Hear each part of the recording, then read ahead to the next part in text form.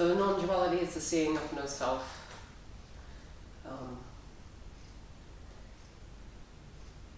It's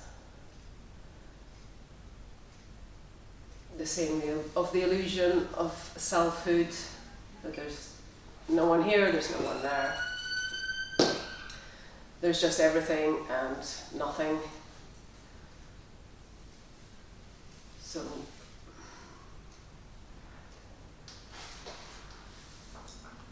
and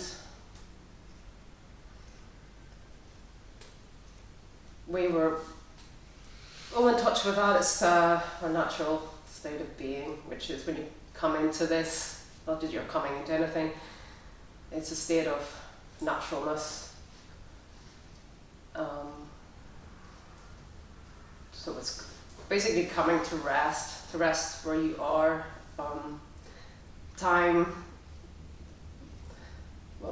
Time is, the psychological time is the mind. That can totally drop away, so it's just seeing experience. It's the end of experience. There's no experience in the seeing of this. Experiences change and it's time. And but life goes on as normal after this. There is time within the timeless. Life is normal, but transformation has occurred as well. There tends to be a before and after, which is what is often sought, because the sense of lack is what we come into from a young age. Once we become established as an individual, which is what we're conditioned into, because we're born into wholeness, we're born into this oneness, it tends to create seeking energy, which can take many forms. Seeking desire, seeking the end of desire, whatever form. It can take addiction. So, if you're addicted to food, it would be a binge to end all binges. You want to eat enough so you'll never want to eat again. It's seeking the end of that seeking. So in the seeing of this, which is just what's occurring, is coming to rest, which doesn't mean to say that if you're got a problem with alcohol or food, it may or may not continue, of course, but it's just seeing that no one is doing that, which isn't to negate normal personal life in a sense, because if you do, that's kind of insane, and a lot of people can get the wrong end of the stick with this as well, because like I say, life goes on as normal. So yes, so initially it can be very, very difficult to talk about this, because in a sense nothing happens, and yet there's a kind of falling away that it's just what occurring. There's no center to experience, which can be confusing or difficult. But the most, I think, certainly for me, and I think for anyone who's experienced this, love is probably, it's at the heart of it. It's kind of what you want. It's a sense of unconditional love. Obviously embraces everything because it's unconditional. It's when the experience of that is a tremendous intimacy with everything, so-called animate or inanimate, and there's a tremendous ease for that. So the boundary between inner and outer has collapsed, and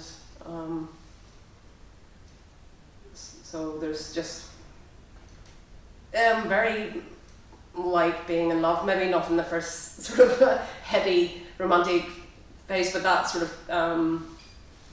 as many of you have experienced falling in love, the boundary kind of goes, and there is that, just merging with the other. So there's no sense of strangeness. Everything's got a kind of familiarity and at homeness. So it's a kind of coming home. And so initially, of course it can cause problems as well. You could be so open in this, and so kind of locked up in a way, that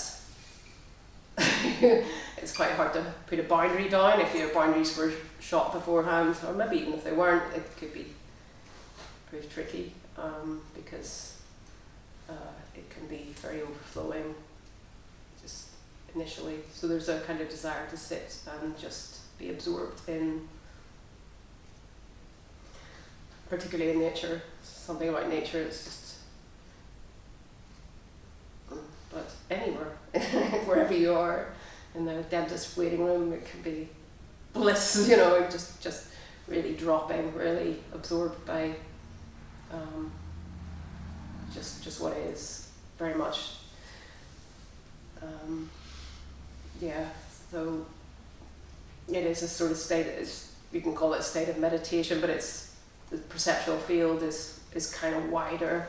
So it's like a flow state, except it's dependent on nothing for that. So, it's just, natural flow state. So,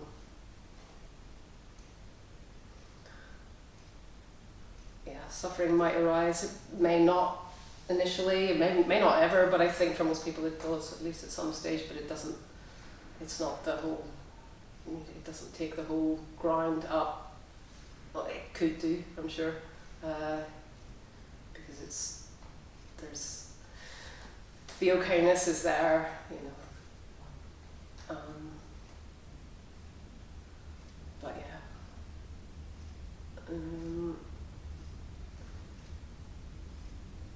And so seeking is likely to fall away.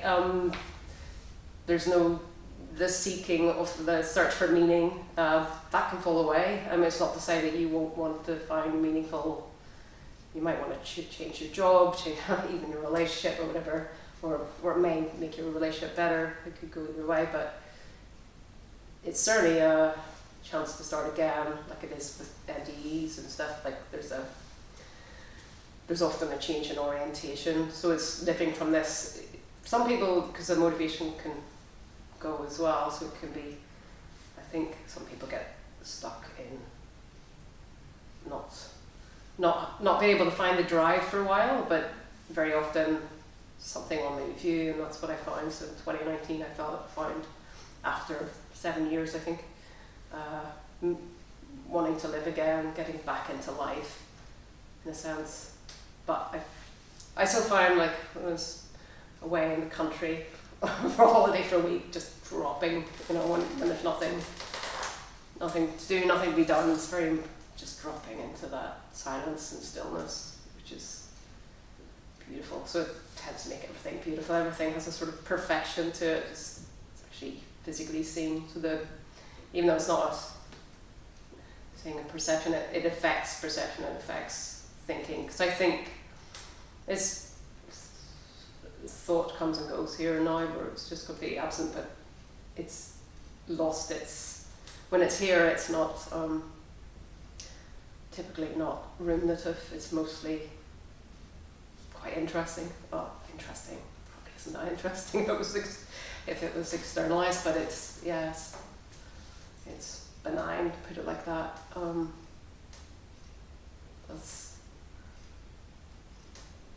That's what else can I say? Any questions?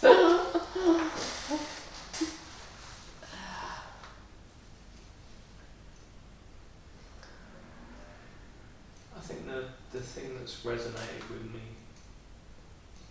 every so often words kind of just ring a bell with me. And when you were talking about nature, I don't have a question, but just when you said that that being in nature can be conducive to this state, or I wondered if you might kind of elaborate on that, on your experience of where non-duality and where being held in nature might be an appropriate Be inappropriate? Be an appropriate Okay, yeah. sort of vessel. Yeah, well, it's funny because even, I mean, from studies done, like even just sitting in nature for half an hour a day has effects on health, like really good positive effects on health. Why?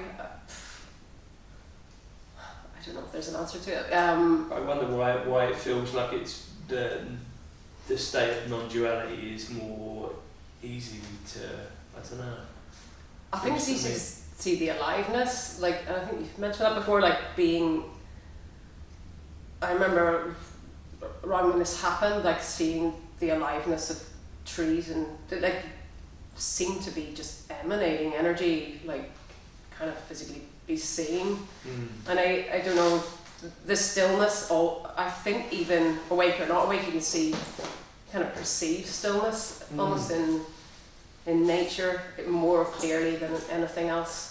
Yeah, I mean, you said something earlier on when you said non-ruminative. Was that the term? Yeah. And I guess my impression of nature is that it's entirely. I mean, maybe it's actually really deep in thought, and I just can't hear it. But I feel like humans, I can kind of feel the busyness, potentially, and yet nature always just seems to be doing its thing. Yeah, I wonder whether it's that lack of rumination. Well, maybe, because I suppose if it is conscious, I don't know whether phenomena like trees are conscious or not. I suppose that's panpsychism, isn't it? But if it is, it's not metacognitive, is it? It's not. Although they think certain creatures have some sort of metacognitive function to be able to reflect on their experiences. So that was the fall. I mean, a lot of people interpret the fall as that falling into the ability to reflect, which is the fall.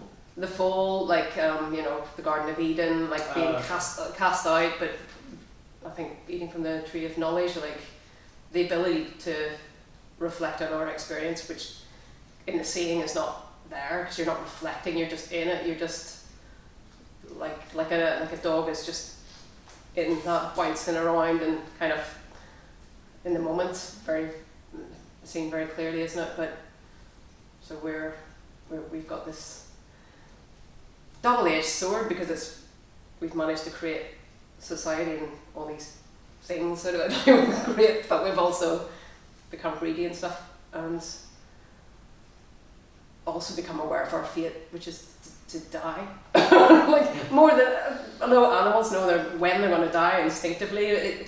It's in some ways our instincts have been subdued by that. That's what they reckon, like because this left hemisphere of the brain's all the kind of cognitive, well, the language functions are there, but like so we're like, yeah, but that's the whole cruel thing in a way, like, but to actually from birth come into language and to be aware that we're here and we are going to die and we're probably going to suffer and die. I mean, it's whatever else, like, and we have no certainty of anything else, and the seeing of this certainty kind of goes, doesn't it? Because you suddenly realise you don't know jack shit about anything, like you can't, belief doesn't cut it anymore, because it could be another belief. A belief can change and shift, and it doesn't. Some people just, they hold to that, don't they? It's like something to kind of, you can't, but you don't need to. You can kind of, I don't know, because you're in a kind of free fall, but that's kind of fine. It doesn't, in a way, it's a relief to be free. Well, it is to be free of belief, because the fear of death is gone. I say that really, because I mean everybody says that as a non-dual speaker, don't they? Fear of death goes. I mean, I don't know. I say that, and I think a lot of them say also, if you're facing death, who knows, it might be terrifying. But yeah, I mean, I don't know how deep that goes. But for me, I mean, certainly I was conscious of it. Like, of course, all the existentialists talk about being aware of death, and having death anxiety makes you live much more fully. Which maybe it does. Maybe it actually. Yeah, maybe it does. But yeah, because it doesn't. Yeah, sometimes it doesn't matter, does it? Like. But anyway, and in spite of that, I delay money, and I think that life continues, for better or for worse, possibly both. Yeah, but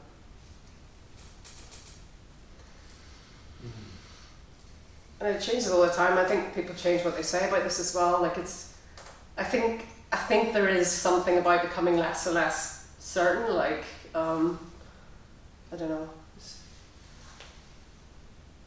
You know, there's just like Less certain of anything like yeah. you know, like any of them. Well, metaphysical questions are, I suppose, they're unanswerable anyway. Like, but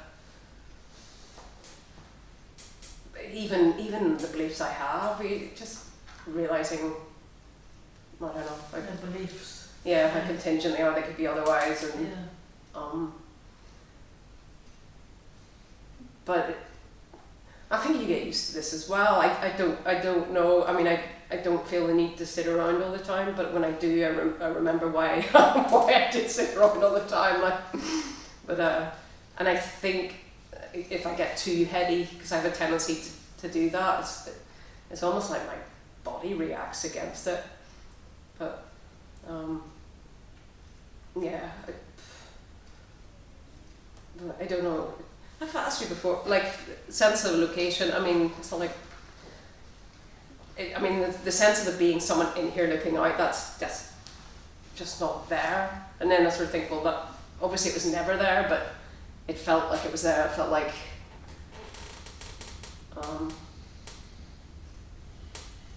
yeah, like there was a definite, sense of it. But I think people can see that no one's creating thoughts. Anyone can see all that kind of stuff, but in a way there's no mystery to that either. It's supposed to be positive. Like if you talk about the unconscious, well, that's an unconscious process, but I mean, most of what we do is unconscious, right? So walking, whatever the words coming out of his mouth, like. Speak for yourself. But yeah, and I don't know, all the rest, well, no doership, but in a sense I don't want to, throwing out the human, it just seems ludicrous too, because on this level of communication, I mean, it's quite obvious to me, like, I'm here, I've got my thought processes, and okay, so the linkage of there is the narrative, isn't it? Which is beautiful for that, because I've got my story, otherwise, there's nothing to link me to my baby's self, or because they're just such different entities, what I was like when I was 5 and what I'm like now. But I like the narrative, and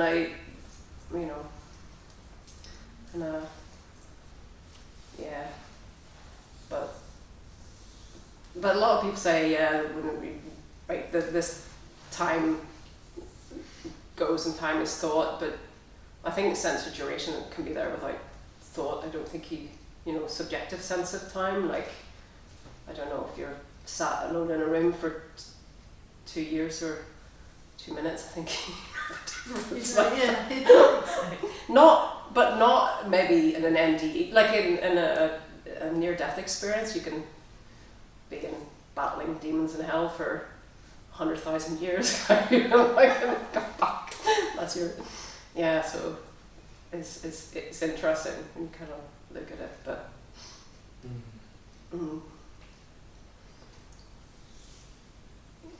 Yeah, I mean, I've had experiences of portions of time that seem to be beyond time, and yet I see that they've framed either side of very much a linear idea of time, so it kind of doesn't quite add up. But yeah, I've definitely had a sense of being beyond time and space. Yeah, okay. And perception itself involves time as well, like.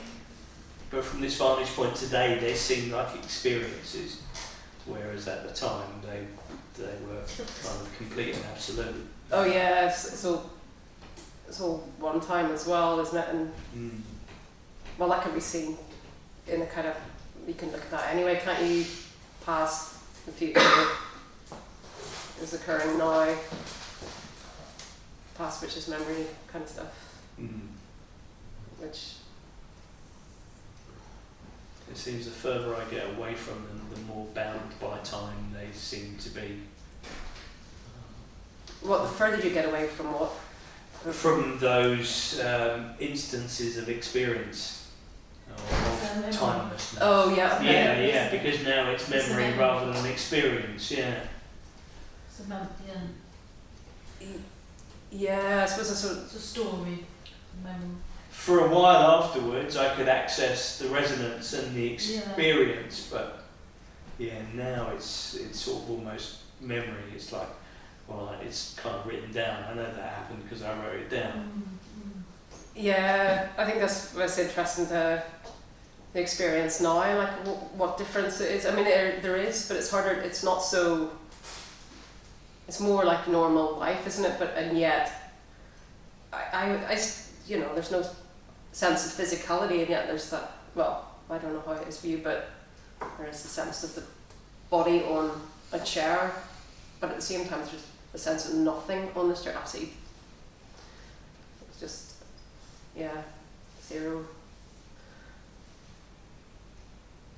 which is kind of nice.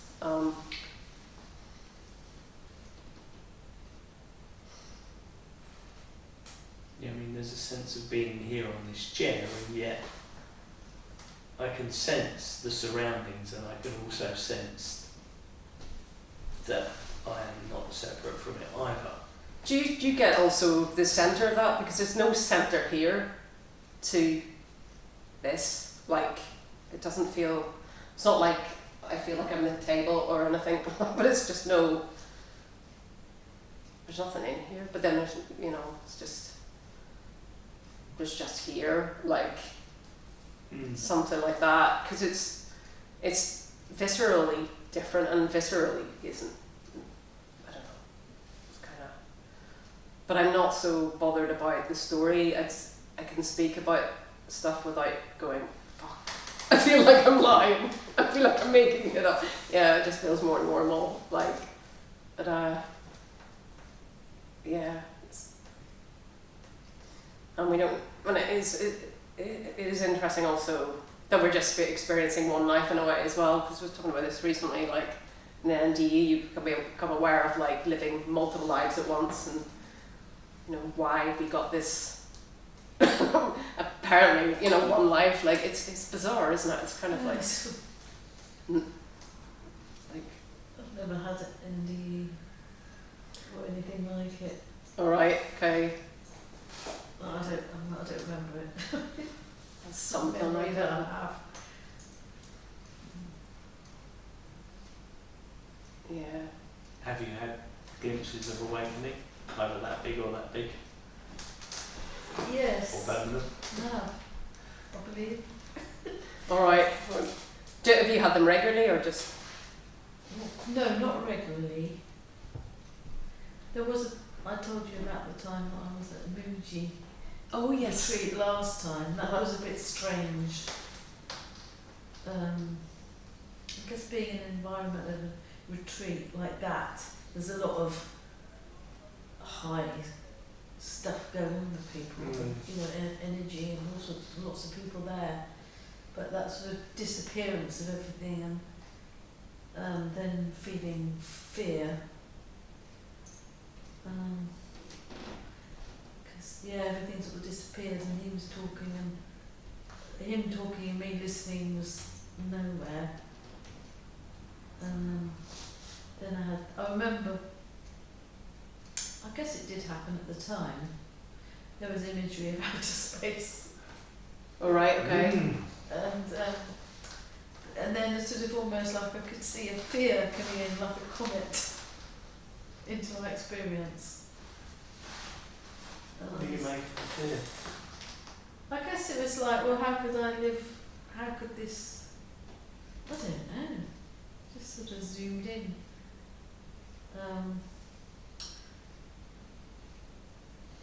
I don't know what it was really. I suppose it's quite common, isn't I was it? aware of it. But it was very moving. I was crying a bit. Oh, so But fun. it wasn't like I was speaking to him. But that was very strong. And there have been other glimpses. You know, there've been sort of blissful states a bit. And a bit of the disappearing of who I am, you know. That sort of oneness, blissy state. Pleasurable. Sort of. However, this recently I've been doing trauma release exercises. Yeah, right. Right. Yeah, and I had some sessions with a woman online who works with Angelo DeLulo in Oh, yeah. America. She's lovely, and I had a few sessions with her. I've been doing it every other day, and it feels like it's just so corny to say it, like a sense of self is disappearing. Ah, okay. And my thoughts and thinking, 'cause my thoughts used to be very, you know, lots of thinking, ruminating and stuff. I don't feel in them. They're not Yeah, there. okay. They've disappeared. And when I do think, and I'm having, they're like I'm experiencing them. Yeah, It's rather than happening. you're them. Yeah, okay. Yeah, so it's my body feels more connected. It's weird. So I feel in a sort of state of awakening. Oh, that sounds awesome. Right now? Well, sort of. Well, I am. Well, it's difficult. Words just feel so weird and silly, don't they? Yeah. So I'm in a state of awakening. Well, it's different when I'm with people, I think. It's not so open. It's easier when I'm not around other people. But, I'm aware of things happening in a different way than like I had a bit of ding dong with my son. But I could see myself reacting in a way, and I could sort of observe it, and then straight afterwards I knew what happened. But it was okay that I was like that. Did you come out? Did you afterwards? Were you just kind of like neutral again? Did you come out of it really quick, or? Yeah, I was neutral quite quickly after, and I wrote some things down. So I was observing what I was thinking really quickly after the event. It was no big thing, but I sort of react, because I can tend to react quickly to something and then, you know, sits off. But it was fine. But it was okay that I was like that. There's no problem with me having been like that. Whereas before, often I'm enmeshed in it, you know. So you weren't beating yourself up afterwards either, or Yeah. it was just, well, that's all right. That's fine. Yeah, I'm not referring to myself in the third person. It's sort of, that feels very accurate in a way. Yeah, I'm experiencing it from this body and whatever's going on in a different way, from a different place. Oh, okay. Sort of not anywhere anyway. Oh, is it like? Funny. It's absolutely a language. Yeah. It feels. It's not like I'm just speaking it. Yeah. But I would Okay. say that I'm not interested in, you know, the seeking sort of thing. And when I'm listening to, because I was listening to Tim Bliss this morning, I wake up and I put something on. And it's different, the experience of listening to those non-dual YouTube, you know, whatever you call them. It's different. Were you bored shitless or something? No, I'm not bored by them. It's different for you than what it used to be, or? Yeah, before I was doing, it was like I'd listen to them, it's like, oh, for someone else, and I can never get that, and all that doubt stuff. That's not here. Okay. Has it changed in terms of like? Can you see like I don't know if you had Tim Bliss on a pedestal, but is it really come down like? Tim Bliss on a pedestal. No, I have had him on a pedestal. No, I like him, but everything that I hear makes sense. Okay, I know all right. that that's okay. That's the, that's my experience sort of thing. So it's still interesting to keep listening, just because it's like, oh wow, I get that now, I get that, I get that. That's a bit more. It's more about a habit, really. Ah, okay. I bet it'll go If soon. if I wasn't listening to it, it'd be fine. But it's not like I feel I have to get awakened sort of feeling. All right, okay. And that's just been recently? Is that just been But since I've been doing the tree, since Yeah. how long? How long? yeah, about a month or so. Oh wow, okay. So since last time you were here. Yes, since Sure. last year, so yeah, it's quite. So is the difference that previously you would be listening to that and you would be trying to understand it or find yourself in it or something? There's some kind of dialogue and assessment going on about I've it. been listening to it for years. Right.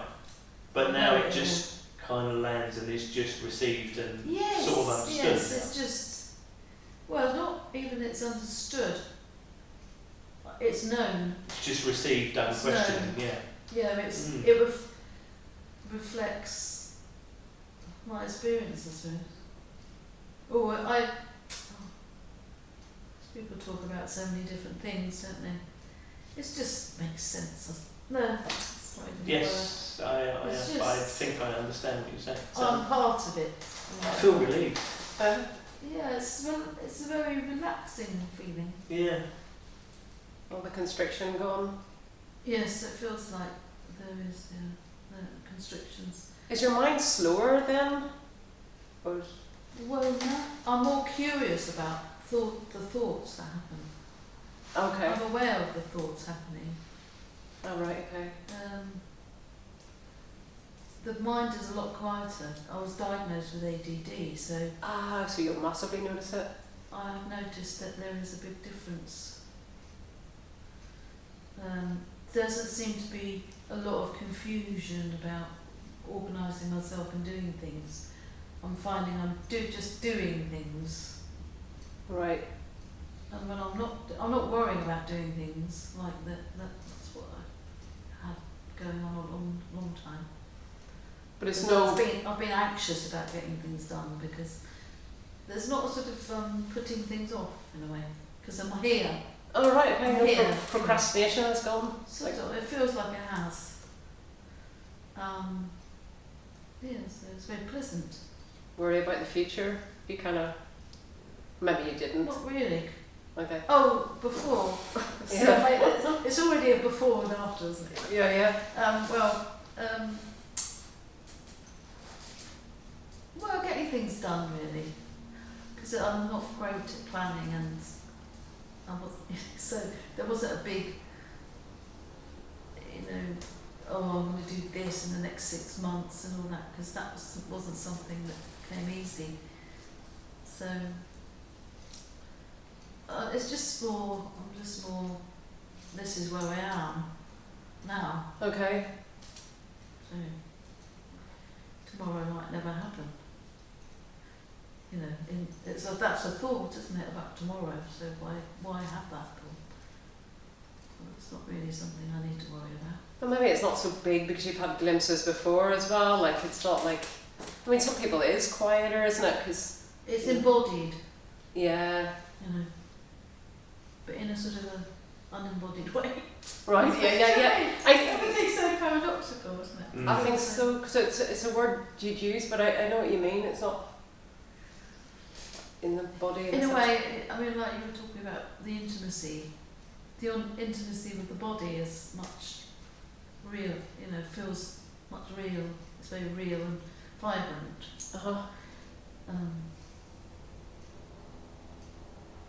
Don't seem to be wanting things to be any different than they are. And I can have, if I've got a bit of an opinion about something, I can have it. I know it's an opinion. There's not a lot of judgment going on. Anyone commented or not? People don't always perceive if it's. I feel much happier. There's lots more happiness, and in a sort of natural way, just because of nothing. Yeah. I mean, I don't want to. Very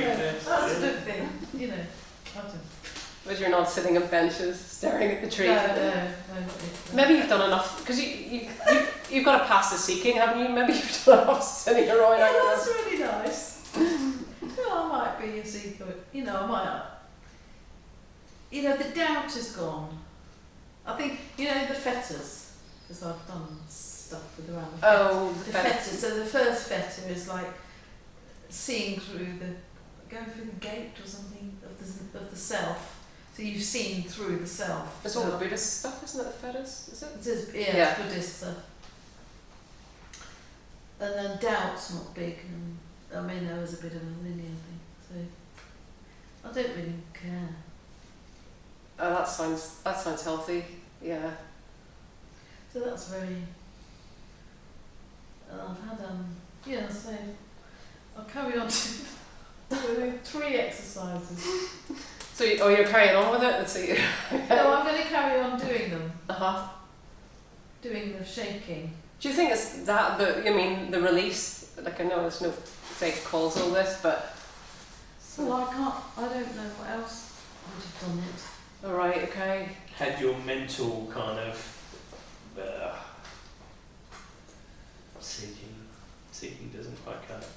It was like an obsession-y feeling, energy. Trying to address something via thought and thinking what to do, but now you're doing something experiential, bodily. I think that, it's really, something about that. Because I was always so just up here, even though I knew all the non-dual teachings. Yeah. It was all still up here. So I think the TRE has done what it's done, the trauma or the tensions of just releasing through the body and affecting the whole organism. Oh, you just I can see it as an organism. Mm. So I guess something to do with it. Oh, I can talk to Christine because she's from that, Oh, is that your awakening? Oh, she's got that background. She's the TRE person. She's coming over with Angelo next August for a retreat, so I've signed up for that. She's just doing questions and answers. So she's sort of in both things. She did it initially. She wanted to help someone she knew, so she trained to do it, the TRE. Oh, that's interesting, isn't it? Yeah, I'm not familiar with it at all. Yeah, when I was in Thailand, I used to work with people like on the subject of awakening, and I always said if you can have either TRE or holotropic breath work alongside the work we're doing, then that it kind of quadruples the effectiveness because it unlocks the body. Yeah. And it activates the body. And and there's a stillness thing, and I feel like I'm in a meditation. Whatever I'm doing. Oh, okay, Calmness, calm. There's something else other than my experience of, touching and seeing and, that awareness of. It's more background that, isn't it? I think. I only tried the holotropic once. Was that like I used to do? What's it called? Where you do the breathing in and out and hyperventilating. Yeah, that's holotropic breath work. Yeah. What it used to be called? It come to me. Rebirthing. Rebirthing. Yeah. You do it with someone. Kind of similar. Yeah. But I stopped wanting to breathe. I didn't get past much.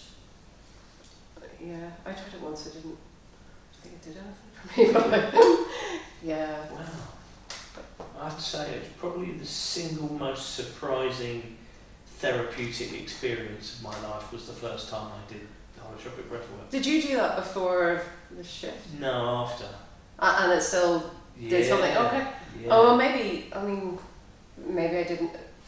If you do it hard, I don't know. Maybe it depends who's facilitating it. Perhaps, because mine was a bit of an awkward situation. So. Right. How is it different for rebirthing, or is it the same? I've not done rebirthing, so Rebirthing is just breathing in and out quickly. I think it's yeah, gentler. it's still about flooding Yeah, your yeah. system with oxygen, Okay. of over-oxygenating the body, but yeah. My first experience of that, it was like LSD and DMT all at the same time. Oh, well, yeah, I suppose that's what Groff, and he invented it, didn't he, Stan Groff? So it, like, what brought that in? Maybe it was around before, but like, Right. just because the LSD was illegal, wasn't it? And, but yeah, I suppose, I don't know if it's a big thing still, but I guess it's going on. Still, I mean, it still exists, it's still going on. Yeah. I mean, I just have even pranayamas based, like, Yeah. it's doing something, isn't it, for like, I don't know, slowing down the breathing, bringing on altered states, I guess. Yeah. Yeah, absolutely altered states, which can feel like spiritual experience. But for yours, sure. but yours was like DMT. So I've never done DMT, but it's like it was like a psychedelic, full-on experience. Oh, I had no idea what I was walking into. I thought, okay, I'm going to lay down and do some breathing, and okay, great, all right. I had no expectation. I'd never heard of it, and then half an hour later, I was like, fucking hell. Actually, well, no, 2 hours later I was like, fucking hell, because we stopped after half an hour and it took me an hour and a half to be able to get up and leave the room. Was it trauma stuff came up for you, or was it? Do you know what? It was the one time in my adult life that I connected to rage. Okay. And rage came up that I don't know what it was attached to or what it was about.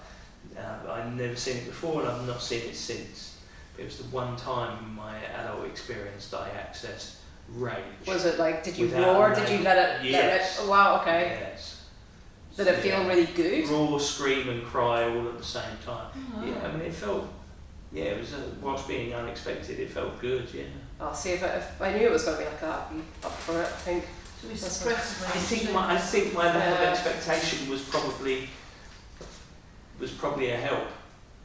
Okay. What? So you expected something?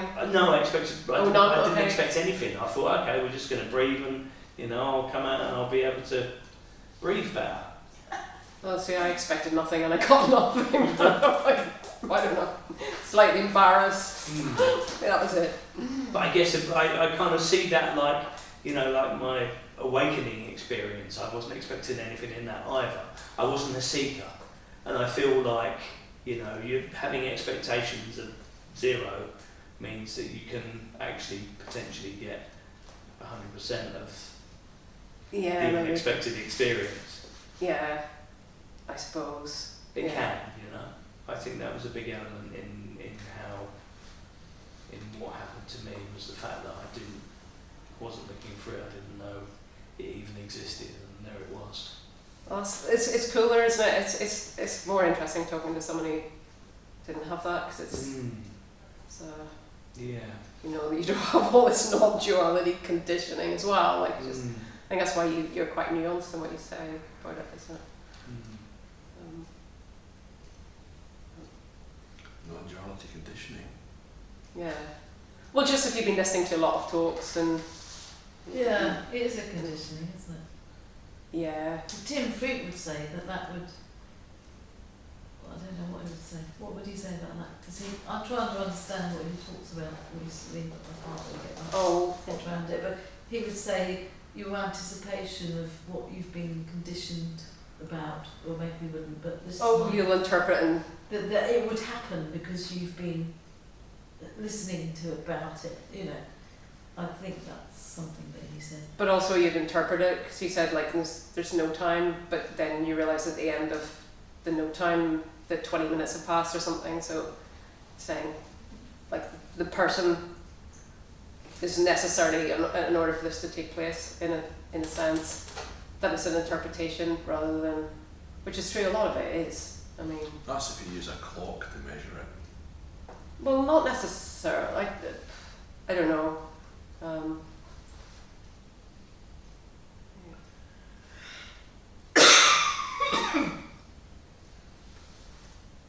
But it was just strange the expression non-dual conditioning. Oh right, well it's not a thing, but I suppose you listen to anything like over and over again, you're bound to. It's bound to affect, well, not bound to, but it can affect how you conceptualize that. And and then it becomes very rigid ways of seeing it, and if you say something different, you may be dismissed, like as in not getting it, or especially if you give any credence to the person, because that became very fashionable, because it is saying it for no self, but like. Yeah, I mean, I kind of see the idea of of like experiencing or finding God gets less and less likely the longer you spend in church listening to the priest at the front. Yeah. Telling it, how it supposedly is. So you said earlier that you had no sense of location. So where is your sense? There's just a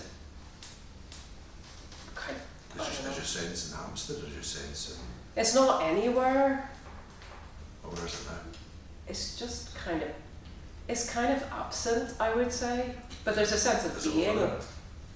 It's not anywhere. Not particularly, No, I don't know. Okay, well, I mean, it's obvious, okay, you talk about, like, it's here, there are kind of collapses, but okay, I can see that the radiators over there, this is here, but it's just that... But your sense of where you are, where is Dawn? Well, I know exactly where Dawn is. She's right here by the window, and but there used to be, the idea of who you are isn't there anymore. Well, just the sense of location, like, as in, I mean, just that inner outer thing, because that just doesn't. It's just not there. It's not. There used to be a sense of being someone in behind here, looking out through the eyes. Okay. So what has realised that now, and where is that thing that has realised that? Does that get carried about? Well, no one, and it's not. I mean, it's always been. Is that located in Dawn's body? And is that awareness wherever Dawn's body is? Whatever is arising is what's arising, in a sense, but they're always, in the story of time, it's always Dawn's body is always kind of here, like, right? But okay, so what's arising in the pub across the road now isn't arising. What's arising? Yeah, of course. Yeah. I'm not saying that doesn't exist, but it's not as mysterious as it sounds, and it's not as mad as it sounds either. And it's quite subtle in a way, but it affects how things are experienced in a way. Like, it's not, it's not as full on as it was. But it's just there's no. I mean, there isn't anyway. There's not. I know fine well who Dawn is, and there's. There seems to be some sort of sense of control in a way. I know this is all kind of just happening, but like, I want to move my arms and do stuff, but there doesn't seem to be anyone doing that, and I'm trying to avoid saying too much so that there isn't a person as well. Like, there's Do you make decisions? I'll turn into a radical non-dualist and say, at one level, decisions arise. Yes, I make you could say I make decisions. You could say that. It's just that sort of. I was being ironic. The sense of identity, in one level, okay, there's just me going about my life, but on one level, the sense of identity to this, it's got that boundary is gone. There's just was appearing. So I'll go to the restaurant and I'll look at the menu and, well, I don't make decisions. I just fucking order the same fucking thing. Like, okay. But that's a decision. Yeah. But then you're coming on, okay, so, that's happening. Like, I don't know, you could get into questions of free will then, couldn't you? Whether we have free will and choice, and actually... What is a decision then that we would call a decision, but then it's experienced as no decision? Did you decide to hold a meeting tonight? It didn't just happen. Well, yes and no, because I could say in one level a decision was made, but you could say no one's doing that. Like, it's just happening because Yeah. there's no time. Everything's just happening. Like there's no one. I mean, I like the answer. It's not mine. Thinks Richard's actually Richard Sylvester's. There's no one who can have free will or not have free will, because the question of free will is, well, there's only two answers: randomness or determinism. That I've heard. Like I don't know. Like, but so. Is it more like an intention rather than, is that a better word for the decision? Yeah, I mean, definitely It's experience like, well, it's intentions just a and movement towards something, maybe. And that. well, there's nothing actually. On one level, there's nothing happening, and you know, and because in the timeless, there's actually nothing happening because everything's coming out of nothing. So it's like there's no time in which anything could possibly happen, and yet we've all of this. So it's happening and not happening. It's kind of. That's just you don't need to know all that shit. It's just- So, the mind can't really do it, understand it. It's not understandable. No, and it's not what it sounds like. It always sounded interesting. Then it's just a description, isn't it? And but yeah, that whole thing. Yeah, you can't visit the past. I mean, past. Well, it's happening now, but past is memory, isn't it? But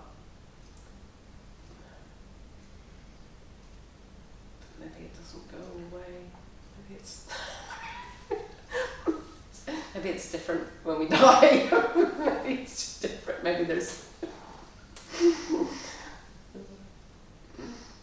What do they mean when they say liberation as opposed to awakening? Is it, there's these different words used by different people for different things. And I always thought liberation is when it's game set when it's not like a everything's glimpse. gone. Yeah, but maybe I'm wrong. I should know that. Shouldn't I? I think I read it. I've never used that word. I can read think- it once, but I've forgotten what I read. It made Yeah. sense. Yeah. It sort of made sense when I was reading it. I suppose you feel liberated from something that you feel you're unliberated from. But you may not. You don't. Yeah, I mean, I might not feel constrained by the same things that other people feel constrained by. They feel liberated from that constraint. I've never felt constrained by it anyway, so I'm not liberated from it. But I don't need to be liberated from something that I'm not imprisoned by. Yeah, but when this is seen, you didn't realise that you were constrained. You may not even have noticed that you were kind of constrained in some way, because when the kind of boundary, it doesn't go because it wasn't there in the first place, but it's energetic. There's an energetic kind of, I don't know, release or whatever. I don't know what would have been. So it's not like.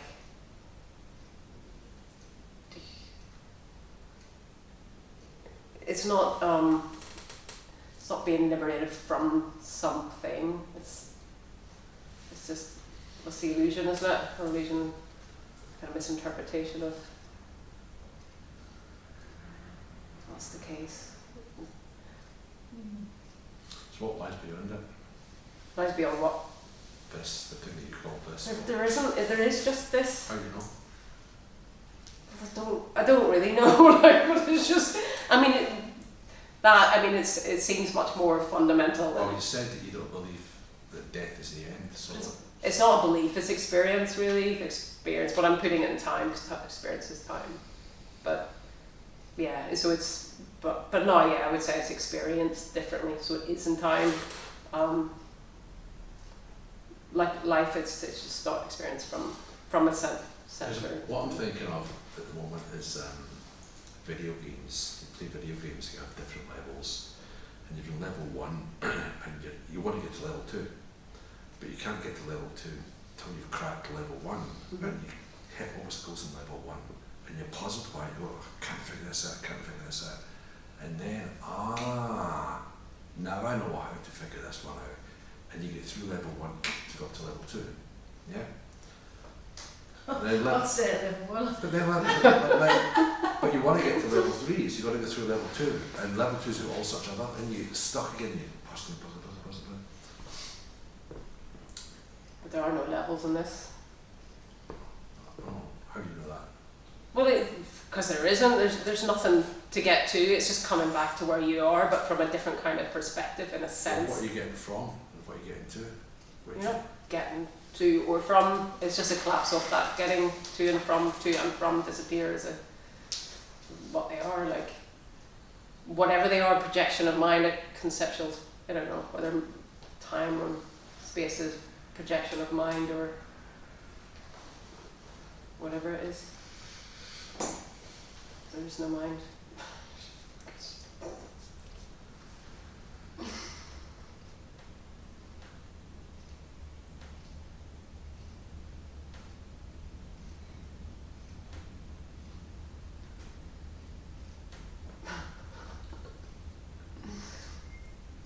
Well, that's why it's not fair, is it? It's like you can't do anything to make this happen. No.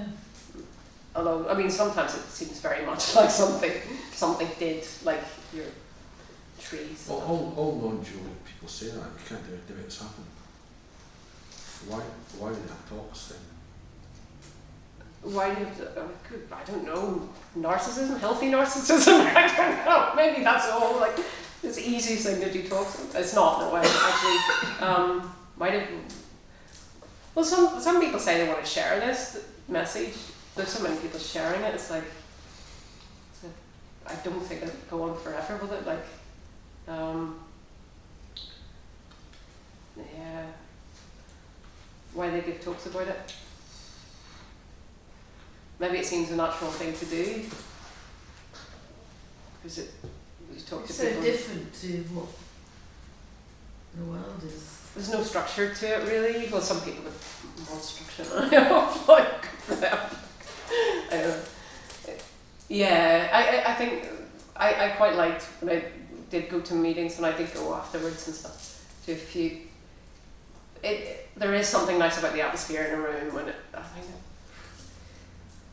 there's a kind of permission, isn't there? Like they're kind of amoral. There's not this kind of.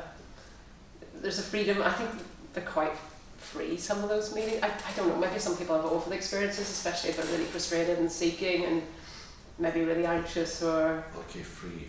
This is like free liberation. What's the freedom from? Freedom from. I think freedom from the sense of constriction, the sense of being time bound entity.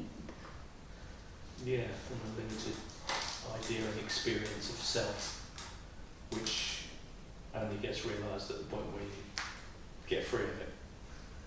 So why do you have to have meetings for that? You don't have to. You don't have to, and So is that probably like, should not. is it a bit like Chelsea supporters get together on a Saturday at Chelsea's football ground to have a common experience because they also support Chelsea? Probably. And in that they experience connection, which Yeah. I'd say connection is it's a step in the right direction. It's a degree of absolutely what we're talking about. Okay, but is Chelsea better than Manchester United? I don't like football. Well, me neither. No, really, either, right? But it's just Not for Man United fans. just as the analogy, I mean, so are Man United fans having the same experience as Chelsea fans of pretty connection? Yeah. But Yeah. they'll Yeah, say, tribalism. but they'll say their belief in their team is better than your belief in your Of team. course. That's Well, part of that dynamic. So- even in non-duality. I mean, that's Are there non-dual tribes? That's the thing. Yeah, there are. Their, There are. their experience of connection is based upon the sense of the other, right? It's we're not like everybody else. We are connected, us here, but that very Identity. disconnection from everybody else. Our team won, our team lost. Whereas You beat, yeah. what we're talking about is transcending that sense of being separate and different from anyone. And there's that same sense of loyalty, isn't there? Because you'll get people who'll home in and comments and stuff and like, you said the Okay, truth. so I mean, It's really important. so do you like every non-dual speaker? Do I like them all? Yeah. I mean, they all say the same thing, and therefore do you... I think a lot of them kind of are, like, you know, from Eckhart Tolle to Tony Parsons. So you're all one big happy family. I mean, That's a no, lovely I mean a idea. lot of people won't. Like invite them time. No. Let me neo invite. well- It would be very. This is what it is. Like if you bring in path and practice, that's not acceptable in neo invite. Is So it? why do you need a leader in that situation? Why do It's you- not a leader. It's just someone who's experiencing it. That or I guess it's a topic, isn't it? That's why we're here. Because you're not talking about churches, yeah. you're just talking about non-duality, whatever that is. But could it be easy to the front? Like it doesn't have to be me. No, that's kind of like I think where I'm leading is why if it's something that's obvious or available or Well, whatever that's the obvious. terminology is, why do people put themselves up as an authority or a I don't know, a spokesperson for the cause, the movement, I think- whatever? Well, if you want to do some sort of trek into the wilderness, and someone's been in the wilderness, and they know you might want to see what their experience is like. So if you're a seeker then, Yeah, right? but if you're But awake, you might want to come just to share and but the just message you know. to seekers is there is no method, there is nothing to seek. Mm-hmm. You're wasting your time seeking, stop seeking. Yeah, and sometimes it's as though that frustration kind of snaps people out. I don't know. They talk about energy in a room. I don't know, like it's so common now. I've heard certainly glimpses. I think it's quite common now. People waking up as the days of giving talks and this are limited. I don't know about like the ongoing, but I think it's common enough, don't you? I mean, I think Maybe there a are longitudinal study on it. I mean, Yeah, there are experiences, and I've had experiences which I haven't saw. Things have happened, and I've gone, wow. like what? Connection with Andy's history, Andy's life, like a big long tail running behind me from the day I was born to where I am now. And understanding things that happened, wow, suddenly, it's like a penny drops. I understand why that happened when I was 14. That guy said this to me when I was 27, and now I know what he means. Blah, blah, blah, blah, blah. Well, that's transformation too, But isn't it? but It's psychological. Things can happen in a moment Uh-huh. that make sense to the individual and to that individual alone. Yeah. And you cannot explain it to anyone else. You don't need to explain it to anyone else. You've had it. It's happened. And you know it's happened. And it's in a way is enough. And then I can say, oh, I had this really fantastic experience. You go, what was it like? And you go, well, blah, blah, and you go, all right, yeah. We've had some interesting Kundalini stuff as well. Interesting to who? Me? It was like quite interesting. Like, and to you, I presume. I don't know. Yeah, I mean, it's not like, oh, I went down to Boots and bought a toothbrush. I mean, that's mundane, Yeah. Monday to Friday stuff, but The psychological stuff's exciting too, when you get an insight and join the dots and turn a corner. I mean, it's different. It's a different kind of level, but it's. do you still feel conditioned? Yeah, of course. I mean, I don't know if you feel Yeah. it, but like. Do we? Oh, I'm So awful. does everyone in this room this evening still conform to society rules, norms? I do that expectations? more. I think, fuck, like I need Yeah. to conform. Society's norms and rules. Ah, Yes. yeah. What London society? walk Why? around naked. Caucasian? Whatever you may be, or whatever the family, the conditioning that you grew up with, or No. I mean, in no. fact, none of us are sitting here naked, painted blue. Yeah, we're all sitting here wearing clothes. So, Yeah, I just guess on so. that level. There's Yeah. so many of them, isn't there? I mean, I don't conform to a lot of what other people conform to. I mean, we do things like we press the green man before we cross the road and stuff Yeah. like that, and we Well, pay, sometimes I pay do. for I a shopping and we forget. check out. I was where was I? Somewhere, I can't remember. And I looked the wrong way for the traffic. Uh-huh.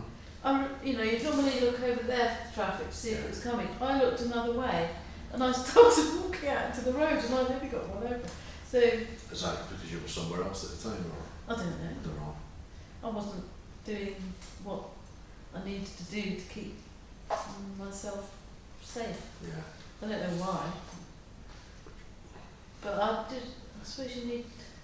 I don't feel unduly restricted by convention. I mean, No. I don't know. I mean, isn't it a concept too? You only know really if you're rubbing up against it. You know, it's like I don't have problems with authority, and you know, there's nothing. Do I? I don't think so. But, I mean, where's the constriction? It depends what you're aiming at. Maybe I'm just quite boring, so really. Many, there's so many, aren't there? Yeah. When I have the opportunity to sort of do something different, I do, because it's quite fun. If it's not dangerous to me or someone else, then it's quite it's humorous, it's entertaining for the personality.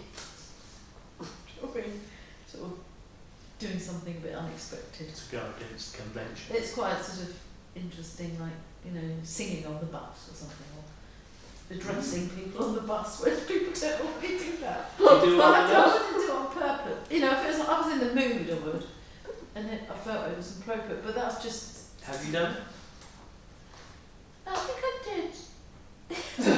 Did you Yeah, sing the or did Queen's you address coronation. I everybody? did it. I had a mask on, and then I made a whole palaver thing about not carrying any cash, and then singing. I wasn't drunk. But you had a mask on. It's freeing, isn't it? Yeah, Yeah. but I would do it if I didn't have a mask on. I'd sing a song because I have a comedic sort of mind. Yeah. So that's just part of the personality. So that's often different to what a lot of people would do. But then in other situations, on other days, I wouldn't. I just wouldn't feel like doing that. Yeah, okay. No, I get that. I mean, that's interesting, isn't it? Because moods, how you feel from day to day, Yeah, changes in the weather, change. isn't it? Yeah. Yeah. Yes. Mine changed less, I think. Well, the defaults are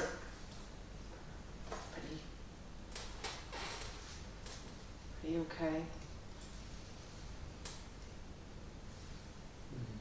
There used to be much more.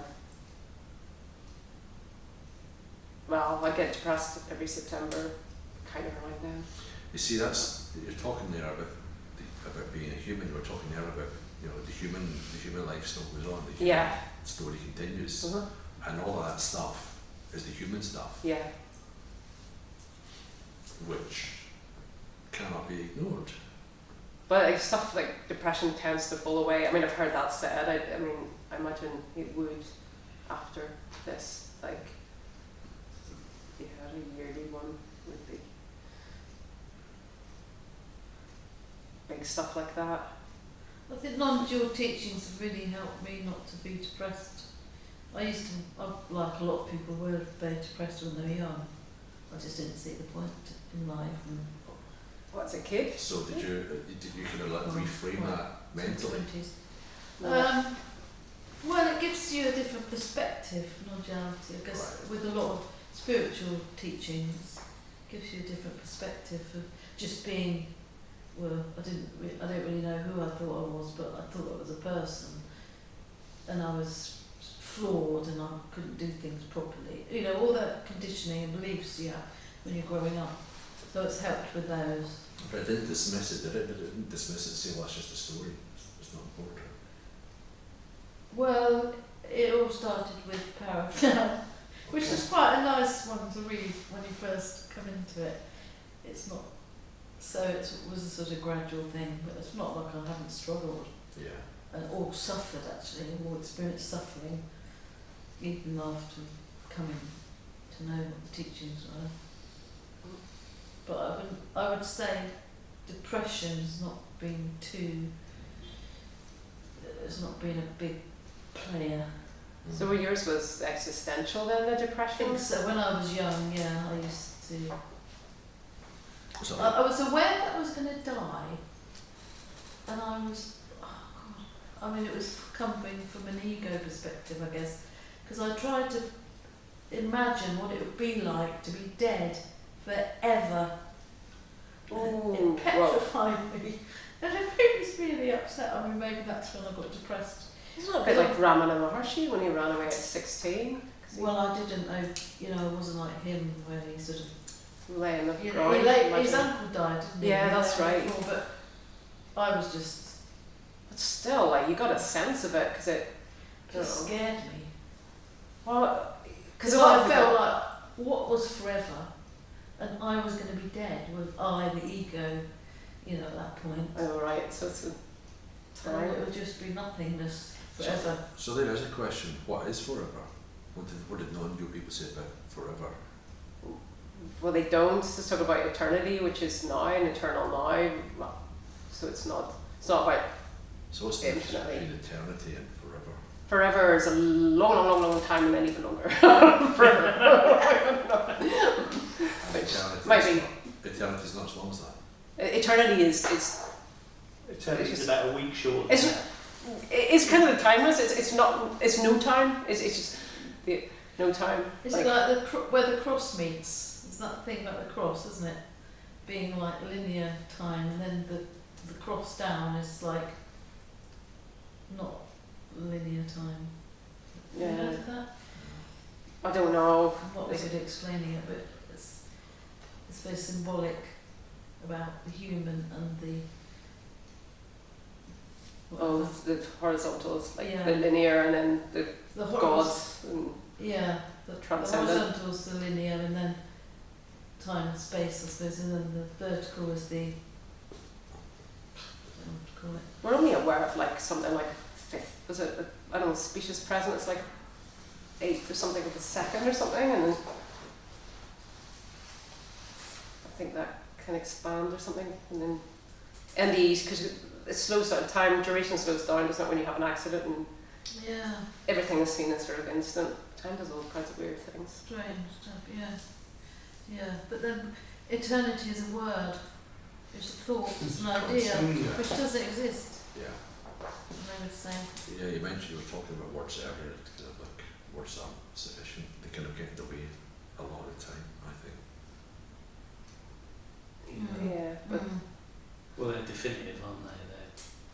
And which is separation. The moment you bring anything that's born that is of separation, then how can that be used to describe anything that is no separation? well, they can also, and in the psychological context that you use to heal, aren't they? Used to order your experience, to kind of have perspective and distance from it.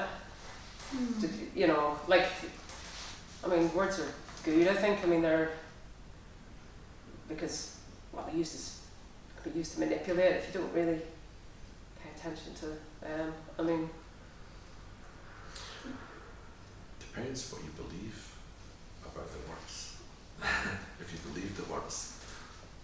well, yeah, well, most people do, don't they? I do. I mean, They're tools, aren't they? Tools of meaning, and could be used in lots of different ways to control.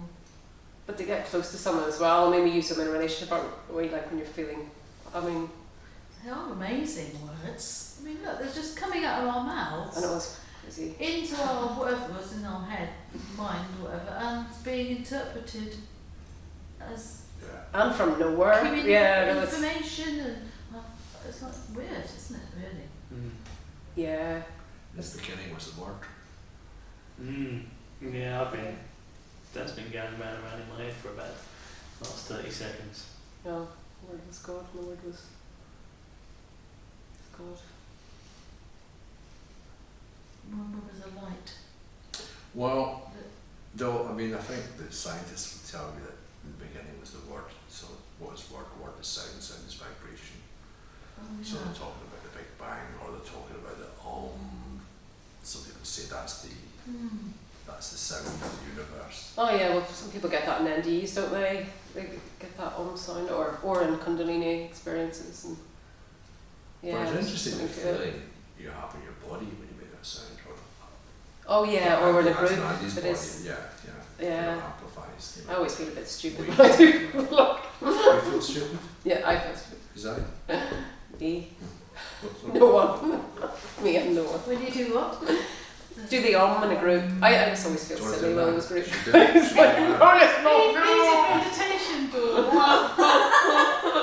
Or the worst is saying happy birthday. Oh, I It's just on want your to die. birthday. Is it your Horrified. No, it isn't my birthday. It's over. Thank fuck. Yes, it was good. I went to the cinema. Well, That was interesting, wasn't it? Laughter. Where did that come from? What's that all about? It comes from nowhere. Because we're all laughing. Stress, pent up stress. It's cathartic, isn't it? well, since I've been doing the tree, I've noticed I laugh much with. It's just deeper. I feel like I can laugh, but not just like. I feel I can laugh with more of my It's Alright. more you know, rooted. physicality. Yeah, and it's more pleasurable. There's something really nice about laughter. There's something around social media.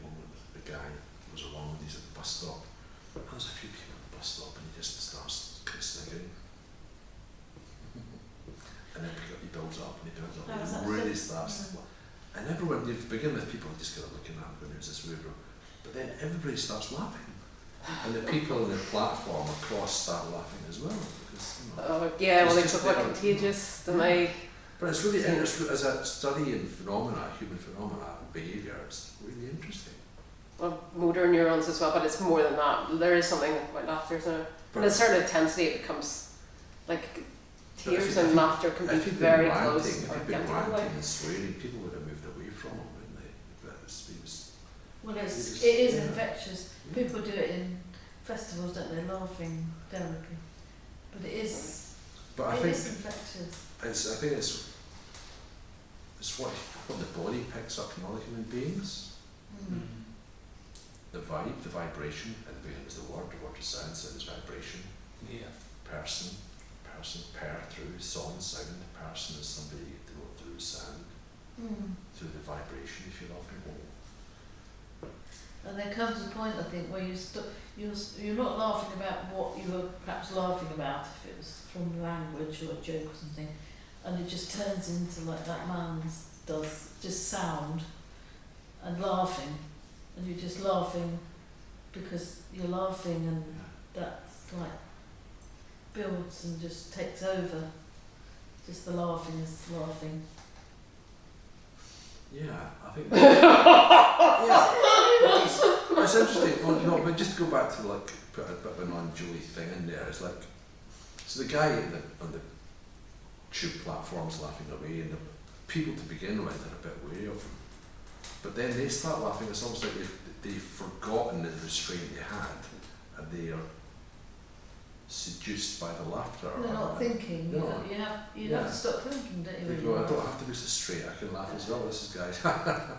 And then they all have a good laugh, and you probably feel better when you get to work or get to school. Yeah, Feel less stressed. I think I laugh less deeply. I used to get a lot of belly laughter, but that's sort of being on the pavement. Well, I was on the pavement once, anyway, I remember. But agony, that sort of. I suppose mushrooms and stuff like that is a bit like that, isn't it? What we use. The first time I took acid, I laughed for 8 hours. And I was like 16, and I was with two friends of mine who'd never been with anyone who took acid, and they were just like, in the end, they were just like, shut up. Honestly, what are you laughing at? And you see, your laughter, you've been dead straight face, but we're all laughing. That's so funny. Do you know what you're laughing at? Do you remember? No, it was just, I guess, yeah, maybe it was just coming up out of the body. It was just like TRE. Liquid TRE. Oh, your face must have really. Oh, yeah. Oh. Yeah.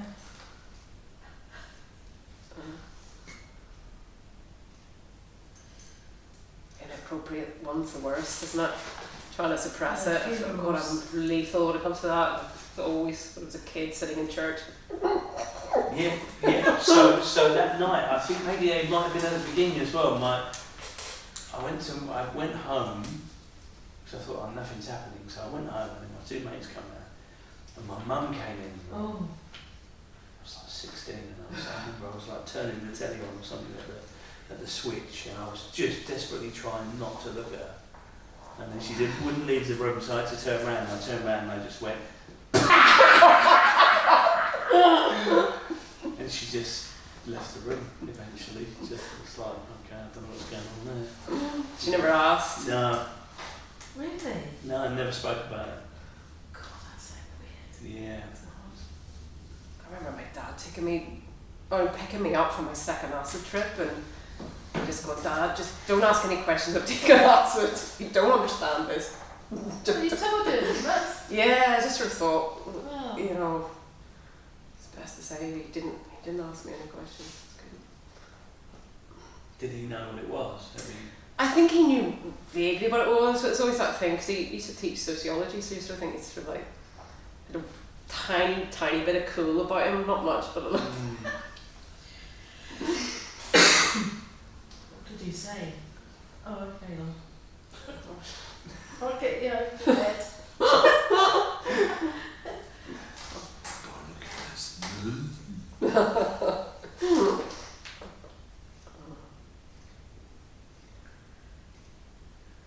Could we clear it off?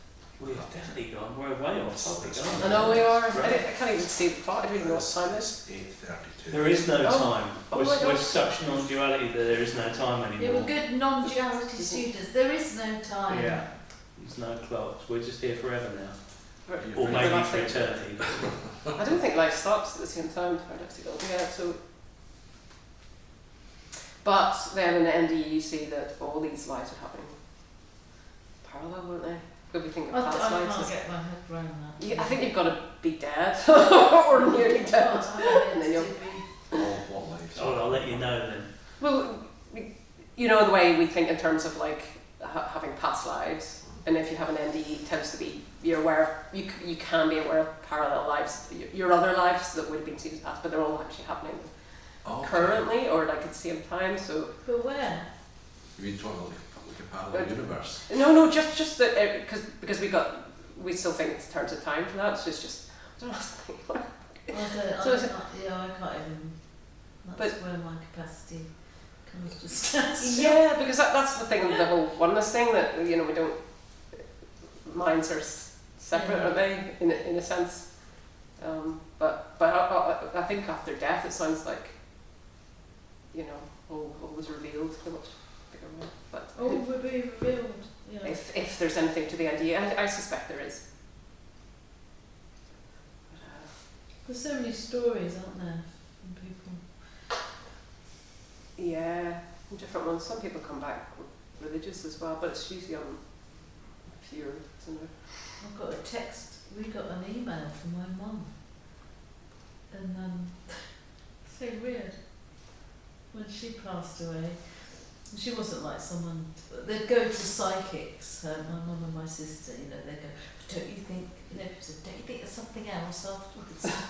Right. In that way, but nothing much else. And they were trying to send a message to someone in Italy on the email, and nothing would come up in the field.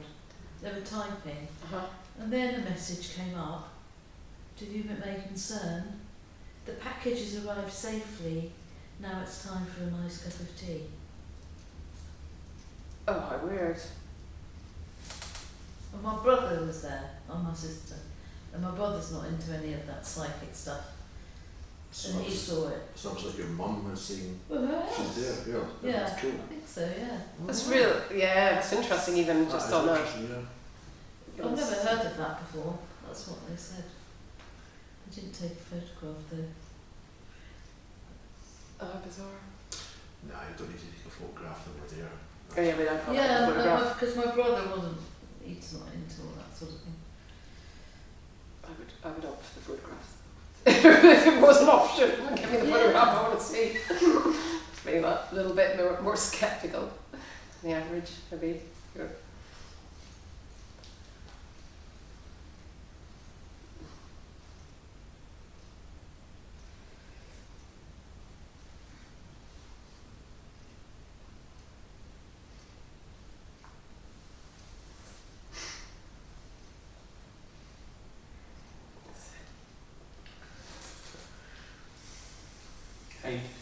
Am I doing? Yeah. I'm doing alright.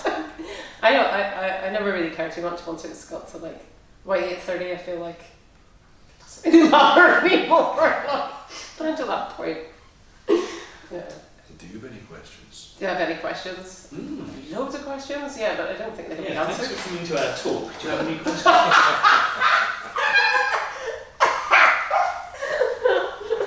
Okay, fine.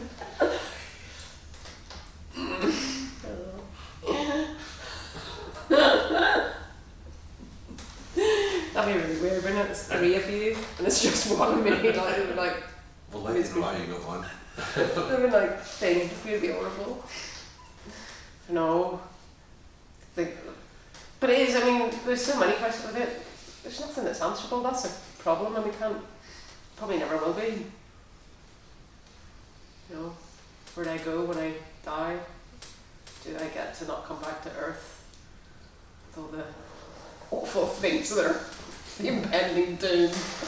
No. Didn't you have I don't know what to call it, I was listening to you the other day on the YouTube and you had some beings come through a wall and Oh take yeah, you off yeah. and- Yeah, that was, yeah.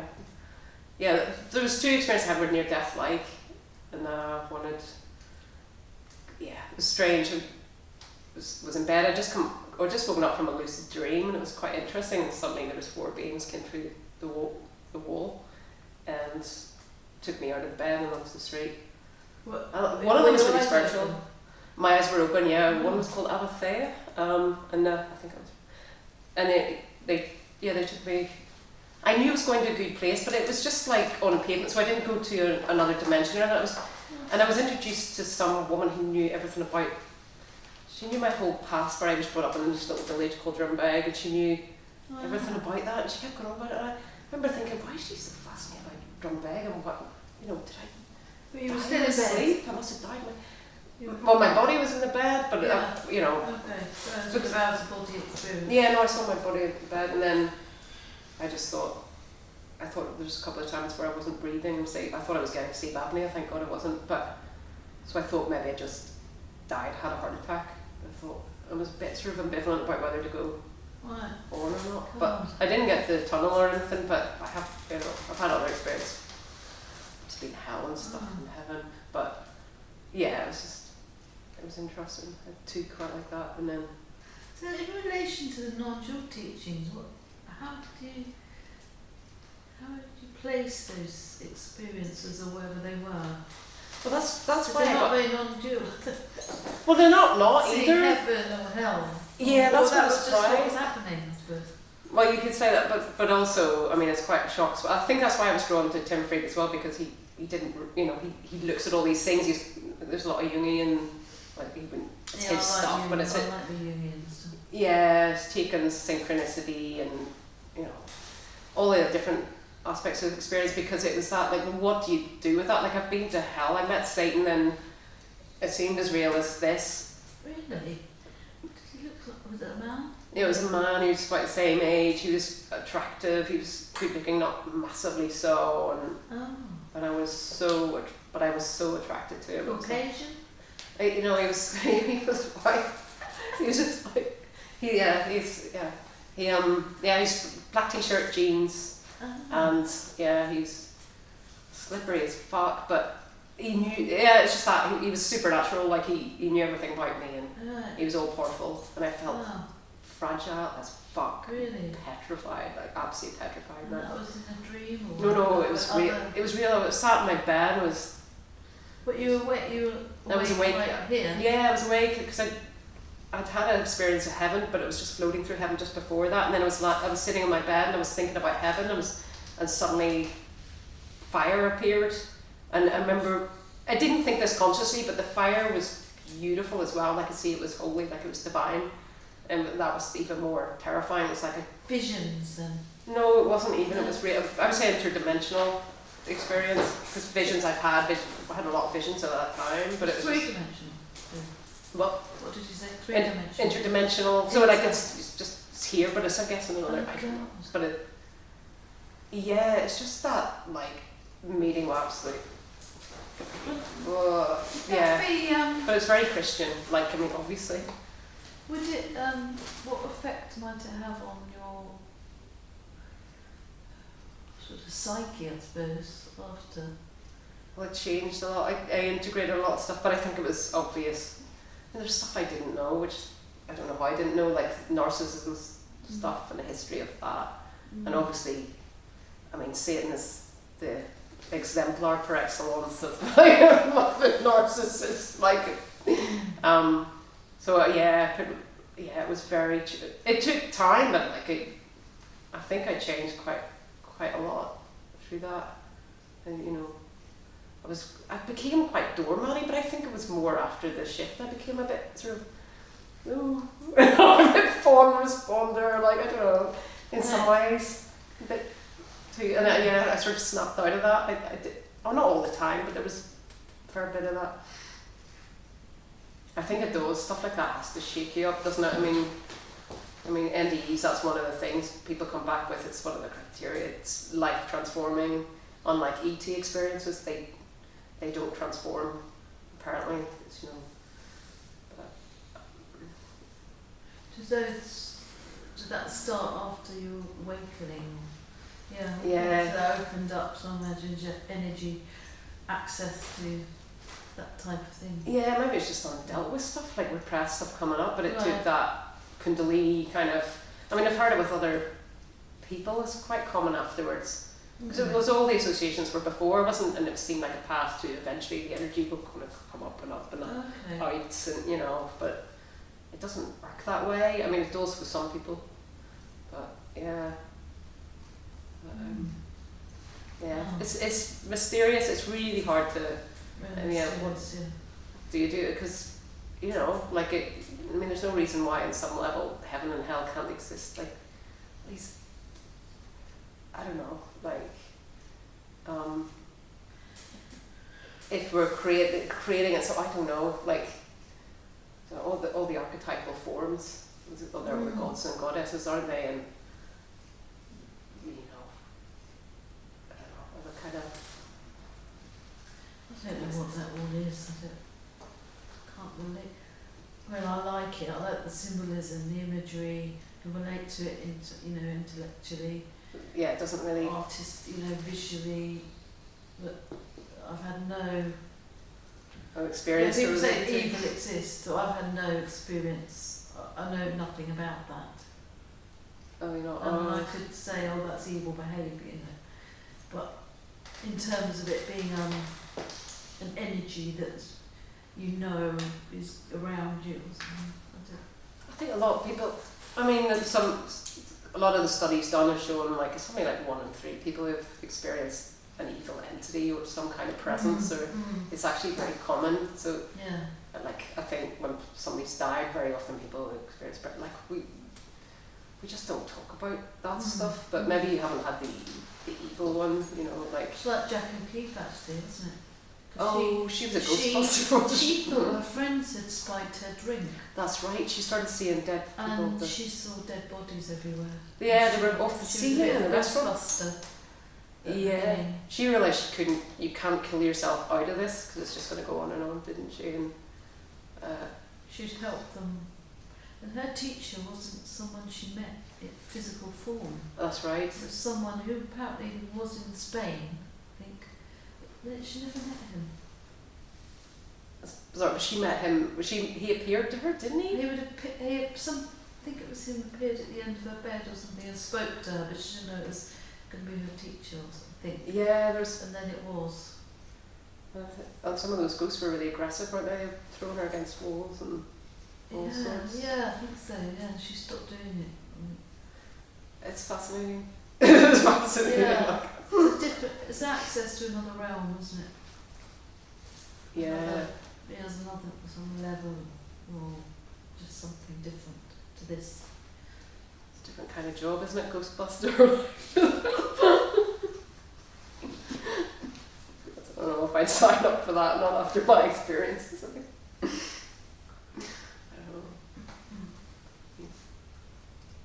Time's flying. 1:45. Oh, what did the itch to go? You'd be like.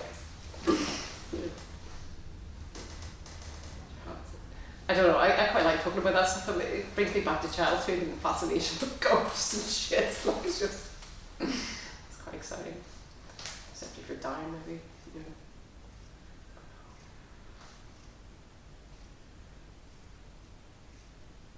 Do you think dying would have an effect on, it would make the topic more sensitive if you were close to death?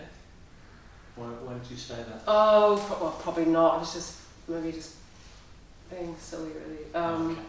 Because a lot of Seems people. okay. Yeah. Just, yeah, it's the opposite with some people, isn't it? They become really serene and don't really give a damn. And then there's that, the deathbed visitors. Yeah, there's people who have dementia and talk about people that they've seen, past relatives. That's quite common. Yeah. They've got a word, they describe it. Terminal lucidity, when they remember everything, and then they can negotiate when they're. People come to them Yeah. who may have passed away. Yeah. Sort of like a transitional sort of phase for them that Yeah, but they can that see negotiate when. these people. They say, if you have dementia, then people don't perhaps take you seriously. But it's a real phenomenon. Oh, that's right, Peter Fenwick's. Is it Fenwick? He studied it as. He's a psychiatrist. Yeah. Just talks on conscious TV. I think. Maybe it was him. I know. Yeah, I've heard a couple of things and a couple of instances in the last few years of relatives of mine who, when they were on the verge of dying, would suddenly go, Dean. Yes. And then They the come person and sitting visit. there would be going, Yeah, they What? go and visit. yeah. Yeah, Yeah. someone, I have a niece, and when she was a baby, tiny little baby, well not baby, toddler, my elder brother died, and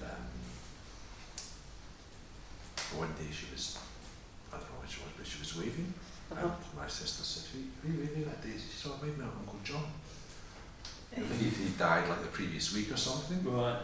And I think, and also I think one of my nephews had the same kind of experience of seeing, my dead brother shortly after he died. Oh, that's weird, isn't it? Yeah, Kids are so tuned in. yeah. They're not programmed yet, they're not, conditioned. Yeah. I mean, I remember my own daughter, when she was a baby, and taking her out into the garden one day, and it was just all of a sudden her eyes just went, and she was looking at the flowers, and the colours of the flowers in this garden. It was incredible. I used to see her, I used to hold her, so I could see her eyes darting all over the place, and I thought, she's looking at angels, that's what I felt. I was looking at demons when I used to do that. She might be looking at demons. No, it's a different expression. You'd know. I think you'd know. She'd be like, maybe less. But then she'd draw these little pictures, and she was, she would draw a picture of a woman, and then she'd draw like a baby inside a woman's tummy. I go, where's she getting that from? And I mean, my take on it was a memory. It was her memory. She was depicting her memory, maybe, of being. How old is she? Oh, well, now she's 23, but at the time. When she was drawing. Yeah, she was, I don't know, 2 or 3, maybe, something like that. In a nursery school age. You can give them a crayon and a bit of paper and. Maybe before birth.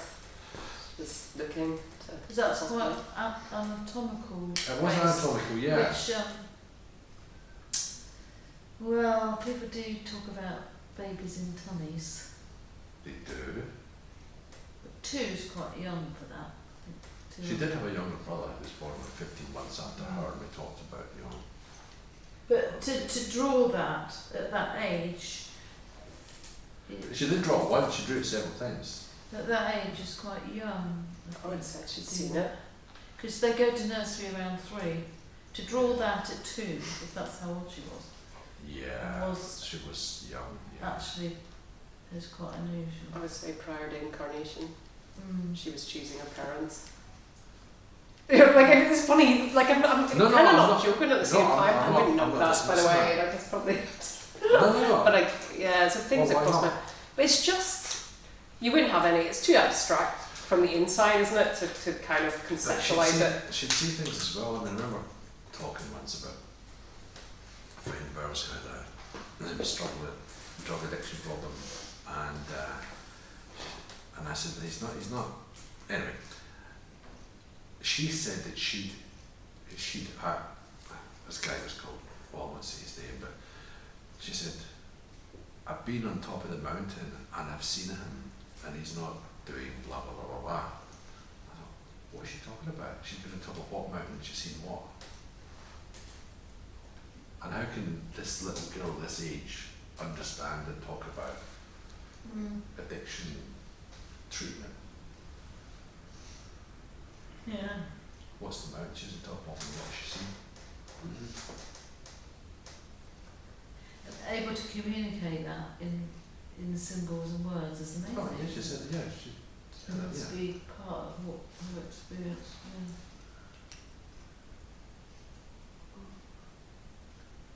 Yeah, some kids that have NDEs, they can abstract really early and ask really deep existential questions. She also Okay, saw nightmare energy. teacher. She also saw a ball of energy on my hand. Oh, I remember you said that. I said, she said, Daddy, what's that? I said, what? She said, there's an orange ball in your hand, in the palm of your hand, and it just flew across the room. Or Yeah. oh.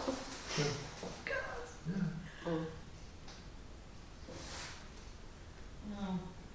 But I remember one night, she was drinking Swallow. She was in bed and she was crying. I said, she was young, she was at 7. I said, what's wrong with that? She said, Daddy, I don't want to die. You know, Oh. you were talking about, Yeah, I can't Something remember about- how old I was. I was a bit older, I think. Don't want to die. I suppose you're learning about it at that, maybe that age. I think she can maybe somebody had. Talked about it at school Yeah, or I think something.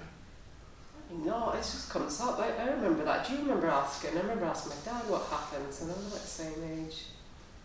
And But she you was can- really- Seven's quite a sort of stage, isn't it? Oh yeah, 7 years. Is that like a Gurdjieff thing? It's a Gurdjieff. They say, show me the child at 7 and I'll show you them. Oh right, okay, Ah, but it's 7. woman. Well, I felt completely helpless. I didn't know what to say to her. Other than, I don't know. Well, I just say, I think I said to my son, like, well, just go back to where you were before you were born.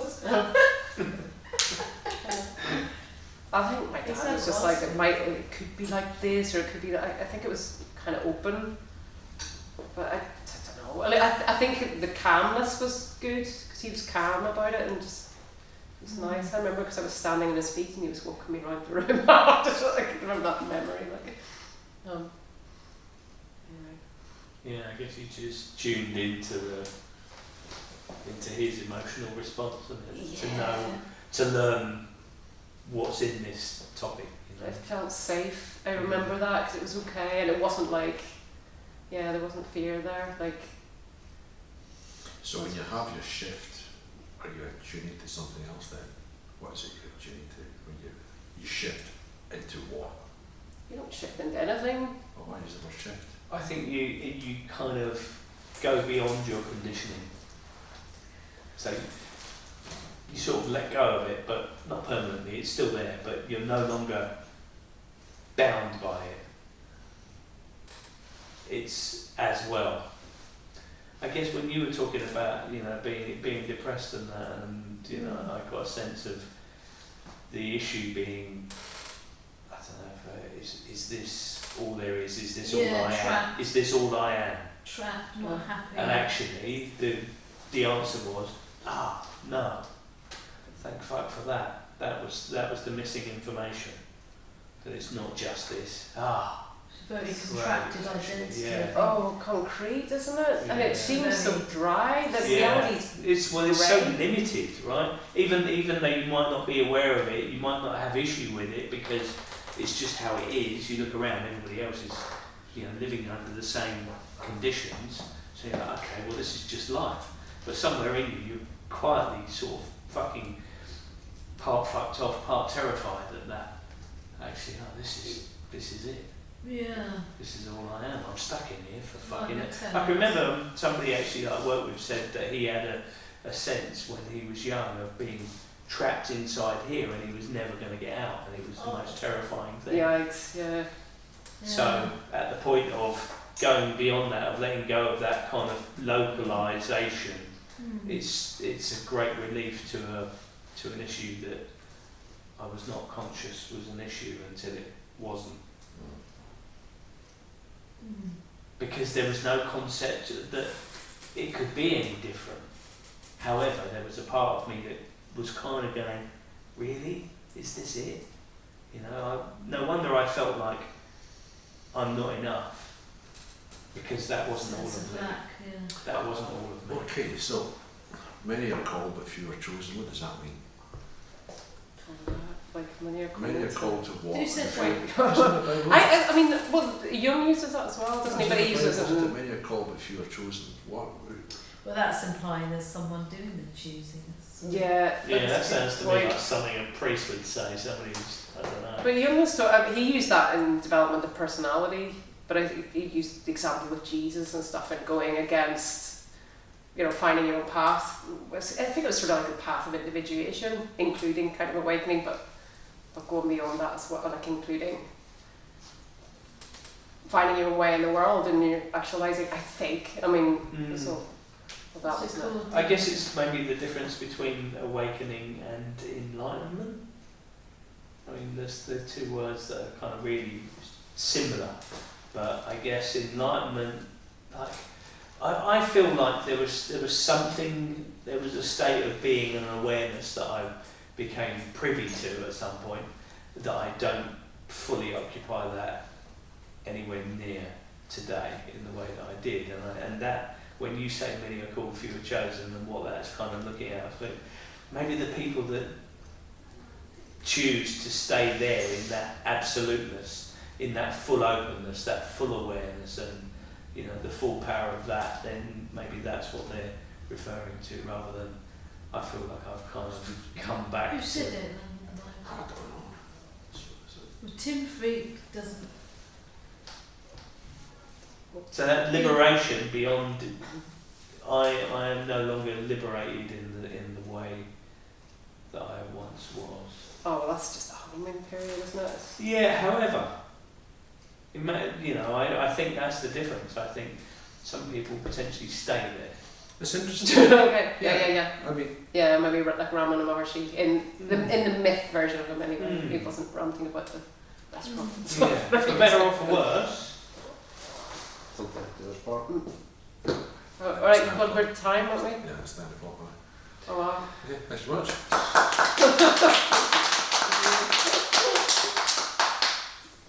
Tim's very good book.